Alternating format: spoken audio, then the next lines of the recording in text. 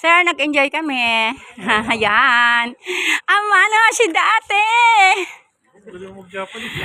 Amano si dati. Ayan ang mga nagaganda. Nagwagapuhan namin kasama dito sa travel incentive in Japan. Ayan. Courtesy of Santa Lucia Landing. Ayan. So, ayan. Nakapokus lang naman po ito sa inyo. Ayan, no. So, napakaganda rito. Sobra. May pupuntahan pa kami, 30 minutes walk daw po. Joke lang, 8 pala. 15 ba?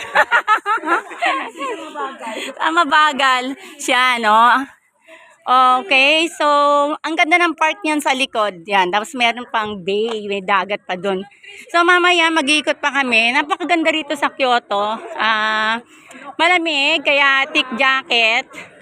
So, ayan. Ayun ang aming President and CEO, si Sir Robles. Yan, Ezekiel Robles. President and COO, Jaime Aguila. Yan yung mga anak ni Sir Robles. Ayun. Sir Mike. Yan, Mike Robles. Kami mga kasama po silang iba pang mga officials dito.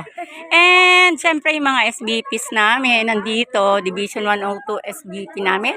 Si Sir Dexter Realada. Ayan o.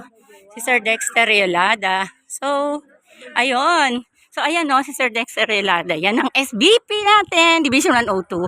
And etong ating operation manager, Santa Lucia Global Operation Manager. Yeah. Okay. So, ang ating trainer manager, Santa Lucia Global Trainer Manager, at si Sir Joshua. Ayan. So, yun. Happy talaga tayo ngayong araw na ito. Yesterday pa nagsimula ang happiness. Yun. Hanggang kami dito, Linggo, April 27. So, yun. Okay. So, napakaganda talaga dito sa Japan. Malinis. Walang pollution. Sobra. Mabalik-balikan mo ang lugar ng Japan. So, dito kahapon nasa kami, Osaka, Japan.